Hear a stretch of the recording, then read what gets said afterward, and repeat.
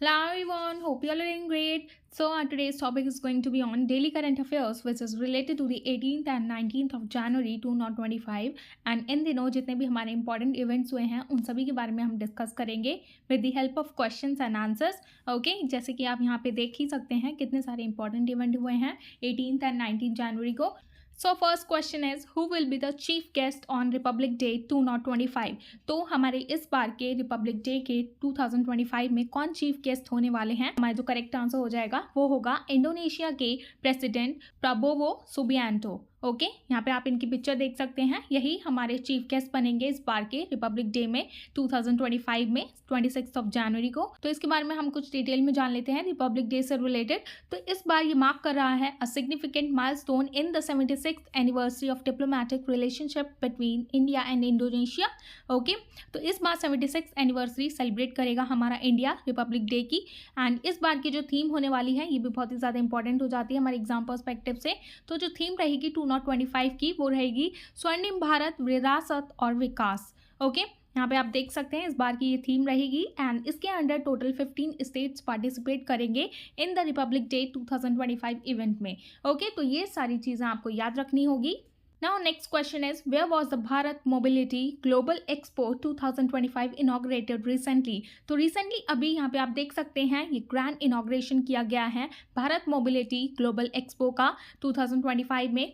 तो ये किस स्टेट या यूटी में किया गया है? So our options are A New Delhi, B Hyderabad, C Chennai, D Bengaluru. तो हमारा जो करेक्ट आंसर हो जाएगा वो होगा A which is New Delhi. Okay, तो यहाँ पे आप देख सकते हैं on 17th of January 2025 at Bharat Mandapam New Delhi में इसका इनॉग्रेशन किया गया था। तो यहाँ पे आप देख सकते हैं, तो हमारा जो करेक्ट आंसर हो जाएगा वो होगा A which is new Delhi. तो इसके बारे में हम डिटेल में देख लेते हैं। तो रिसेंटली अभी हमारे जो प्राइम मिनिस्टर हैं नरेंद्र मोदी जी, इन्होंने इसको इनॉग्रेट किया है जो कि second Bharat mobility global expo 2025 में सेलिब्रेट किया जा रहा है। एंड इसका जो इनॉग्रेशन हुआ था वो हुआ था 17th ऑफ जनवरी 2025 में। कहाँ पे इसकी लोकेशन है? भारत मंडपम न्यू दिल्ली में। ओके, यहाँ पे आप देख लीजिए एंड ये कितने दिन तक चलेगा? 17 to 22 जनवरी तक चलेगा ये। तो यहाँ पे आप एक चीज़ याद रखिएगा, ये second Bharat mobility global expo है, बट जो फर्स्ट एक्सपो जो हुआ था उसके बारे में भी आपसे पूछ लिया जा सकता है, वो कब किया गया था celebrate? In the month of February 2024 in new Delhi. Okay, and ये जो है इस बार का इवेंट जो है ये यूनाइट करेगा द एंटायर मोबिलिटी सेक्टर को। ओके, मोबिलिटी सेक्टर क्या क्या चीज़ें इसके अंडर इंक्लूड होंगी? Automobiles, transportation infrastructure, electric vehicles and digital technologies. Okay, तो इसके अंडर ये सारी चीज़ें इंक्लूडेड रहेंगी एंड यूनाइट करेगा एंटायर मोबिलिटी सेक्टर को। एंड इसको होस्ट किया जा रहा है at Bharat Mandapam Yashobhoomi in Delhi and greater Noida Uttar Pradesh from 17 to 22 of January 2025. Okay, so just remember all these points. Now next question is which two sites from India have been included in 2025 World Monument Watch List? तो recently अभी कौन सी दो sites हमारे India से include की गई हैं world monument watch list में 2025 में? तो हमारे जो ऑप्शंस हो जाएंगे वो होंगे A Musi river historic building and Bhuj historic water system, B Gateway of India and Mysore Palace, C Red Fort and Jaipur city, या फिर D Lotus Temple and Gateway of India. तो हमारा जो करेक्ट आंसर हो जाएगा which is A Musi river historic building and Bhuj historic water system. Okay, इन दोनों sites को इंक्लूड किया गया है अभी रिसेंटली 2025 में वर्ल्ड मॉन्यूमेंट वॉच लिस्ट के अंदर। तो इससे रिलेटेड हम डिटेल में जान लेते हैं। तो यहाँ पे देख लीजिए हमारा करेक्ट आंसर ए है। ये जो है ये मूसी रिवर हिस्टोरिक बिल्डिंग है एंड यहाँ पे देख सकते हैं आप भुज हिस्टोरिक वाटर सिस्टम है। ओके, इनके बारे में हम डिटेल में जान लेते हैं। ये जो मूसी रिवर हिस्टोरिक बिल्डिंग है ये हैदराबाद में है, ये आप देख सकते हैं, एंड जो भुज हिस्टोरिक वाटर सिस्टम है ये गुजरात में है। ओके, इन दोनों को शामिल किया गया है अभी रिसेंटली 2025 में वर्ल्ड मॉन्यूमेंट वॉच लिस्ट में by the New York based world monument fund. Okay, तो ये इनके नेम्स आप याद रखिएगा कि इनके द्वारा इनको इस वॉच लिस्ट में इंक्लूड किया गया है by the New York based world monument fund के द्वारा। ओके, तो ये जो साइट्स हैं इनको वॉच लिस्ट में क्यों इंक्लूड किया गया है, क्योंकि रिसेंटली अभी देखा जा रहा है ये जो दोनों साइट्स हैं ये फेस कर रही हैं कुछ रिस्क जो कि रिलेटेड है climate change and water crisis से। एंड ये हाईलाइट करती है the need for advocacy and preservation, मतलब इनको बचाने के लिए ये लोग कर रहे हैं, इन पर नज़र रखी जा सके ताकि ये क्लाइमेट चेंज की वजह से नुकसान ना पहुंच सके इनको, एंड वाटर क्राइसिस होने की वजह से इन पे ये नज़र रखेगी ताकि इनको प्रिजर्व किया जा सके एंड इनको बचाया जा सके। ओके एंड ये जो वर्ल्ड मॉन्यूमेंट फंड है which is abbreviated as WMF, ये एम्फोसाइज करता है हेरिटेज साइट्स को as a pathway for rejuvenation, sustainability and resilience amid Hyderabad's environmental challenges and rapid change. Okay, तो इन्वायरमेंटल चैलेंजेस की वजह से इनमें चेंज देखा जा रहा है, इनके कलर्स देखा जा रहा है कि उड़ते हुए नज़र आ रहे हैं। एंड यहाँ पे देखा जा सकता है वाटर क्राइसिस होने की वजह से यहाँ पानी की कमी होते हुए नज़र आ रही है। तो इसी वजह से इनको ये वॉच लिस्ट में रखा गया है ताकि इनको रिजुमिनेट किया जा सके, सस्टेन किया जा सके एंड उसमें रेजिलियंस ला सके। ओके, तो ये आप चीज़ें याद रखिएगा, आपके एग्जाम पर्सपेक्टिव से बहुत ही ज़्यादा इंपॉर्टेंट हो जाती हैं ये दोनों साइट्स। ओके, इनकी लोकेशन वाइज भी आप याद रखिएगा। तो यहाँ पे हम कुछ डिटेल में बात कर लेते हैं related to world monument fund watch 2025 programme के बारे में। ओके, जिस प्रोग्राम की वजह से ये जो है ये दोनों साइट्स इसके अंडर रखी गई हैं वॉच लिस्ट के अंदर। तो ये जो वर्ल्ड मॉन्यूमेंट फंड है which is abbreviated as WMF, ये एक private and international non profit organisation है जिसको डेडिकेट किया गया है for the preservation of historic architecture and culture heritage sites around the world. तो जितने भी कल्चर हेरिटेज साइट्स हैं जिनको भी ग्लोबल वार्मिंग की वजह से एंड क्लाइमेट चेंज की वजह से नुकसान होता हुआ देखा जा रहा है, तो उसकी वजह से ये प्रिजर्व करते हैं, सस्टेन करते हैं हिस्टोरिक आर्किटेक्चर साइट्स को। ओके, इसी वजह से ये WMF फंड्स को बनाया गया है। इसके अंडर फंड्स प्रोवाइड किए जाते हैं ताकि उनको साइट्स को रिजुमिनेट किया जा सके। एंड ये एक नॉमिनेशन बेस्ड प्रोग्राम है that connects local heritage preservation to global awareness and action. Okay, and इसका जो ओरिजिन हुआ था वो हो चुका था इन द ईयर 1996 में। एंड ये बाइनियल प्रोग्राम है, मतलब 2 साल में एक बार होता है। एंड उसके अंडर ये वॉच लिस्ट में ये कुछ साइट्स इंक्लूड की जाती हैं ताकि उनको प्रिजर्व किया जा सके। ओके, एंड इसका सिग्निफिकेंस जैसे कि मैंने बताया है, ये प्रोवाइड करता है एक critical platform to raise awareness of and support for the heritage places of global significance that are facing pressure related to most important global issues of our time। Okay, तो आई होप ये सारी बातें आपको समझ में आई होंगी। इसके बारे में भी आपसे पूछ लिया जा सकता है क्योंकि ये न्यूज़ में है। एंड इसको कब लॉन्च किया था ये भी आप देख लीजिए। एंड ये बाइनियल प्रोग्राम है, तो यही छोटी छोटी स्टेटमेंट्स आपसे एग्जाम्स में देके पूछ ली जा सकती हैं क्वेश्चंस पे। एंड ये सारी चीज़ें इसीलिए आपको पता होनी चाहिए। Now next question is Siachen Glacier which was seen in news is located in which monument range।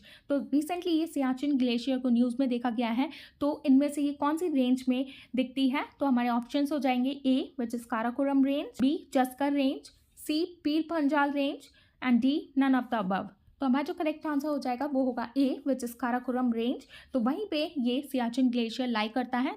तो यहाँ पे आप देख सकते हैं ये सियाचिन ग्लेशियर है। ओके, यहीं पे ये लाइन ऑफ कंट्रोल है, just above this line of control यहाँ पे सियाचिन ग्लेशियर दिखेगा। तो ये जो सियाचिन ग्लेशियर है ये कहाँ पे लाई करता है? On the Karakoram range. Okay, तो ये न्यूज़ में किस लिए था ये हम देख लेते हैं। तो यहाँ पे देख लीजिए हमारा करेक्ट आंसर ए हो जाएगा, काराकोरम रेंज। एंड ये सियाचिन ग्लेशियर है। एंड एक और इम्पॉर्टेंट बात, ये जो सियाचिन ग्लेशियर है ये हमारे इंडिया के कंट्रोल में है, ये भी आप याद रखिएगा। एंड रिसेंटली अभी न्यूज़ में इसलिए देखा गया है क्योंकि Siachen glacier has now 4G and 5G services provided by an Indian telecom firm. तो हमारा जो इंडियन टेलीकॉम फर्म है उसने रिसेंटली सियाचिन ग्लेशियर में 4G and 5G services provide कर दी है। वहाँ पे अब नेटवर्क भी आएगा, ठीक है, इसी वजह से ये न्यूज़ में है। एंड ये जो ग्लेशियर है ये काराकोरम रेंज पे आता है जो कि पार्ट है थर्ड पोल का, कंटेन करता है vast fresh water reserve.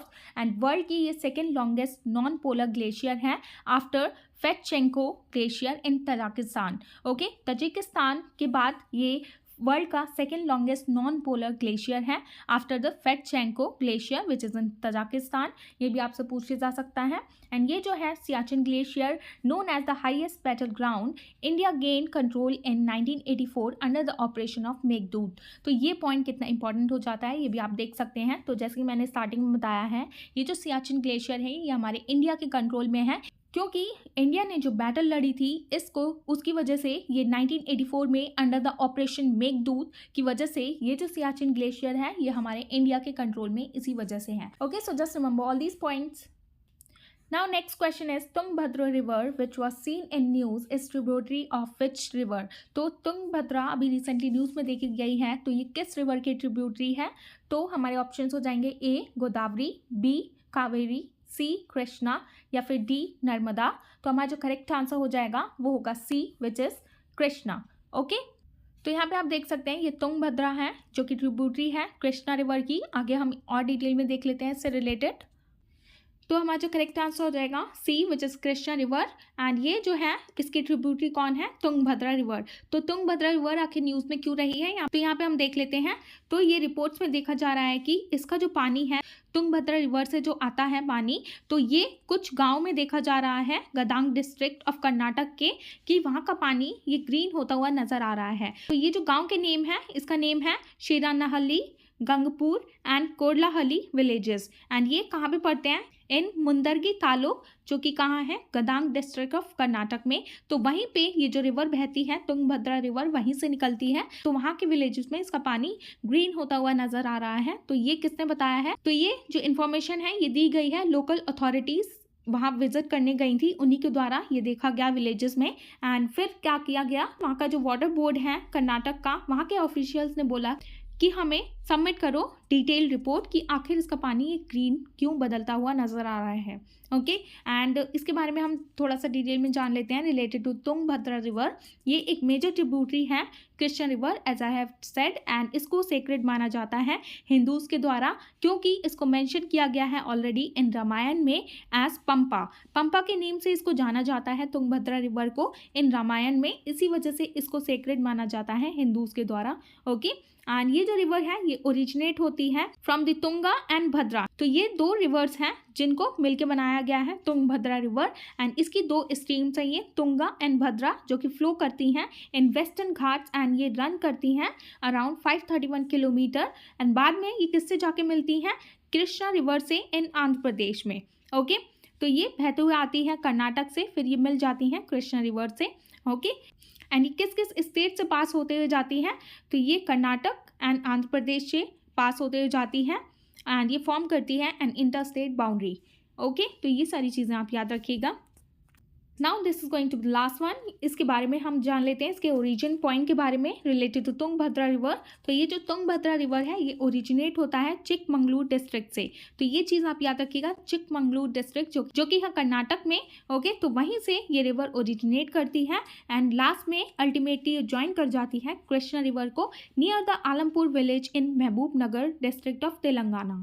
Okay, तो ये निकलती है कर्नाटक से, फिर ये आते हुए यहाँ पे, जैसे कि ये हमारा मैप है, फिर यहाँ पे ये तेलंगाना में महबूब डिस्ट्रिक्ट में होते हुए जाती है एंड फिर ये गिर जाती है बे ऑफ बंगाल में। ओके, ये चीज़ भी आपको याद रखनी है। एंड ये ईस्ट फ्लोइंग रिवर है Tungabhadra river. Okay, so just remember all these points. So this is the end of the topic, and I hope you found this video informative. And if you found this video informative, please give it a thumbs up. And for more informative videos, and please like, share, and subscribe to my channel, which is Shiv's Education. And thanks for watching. Bye bye. Take care. Also in the next one.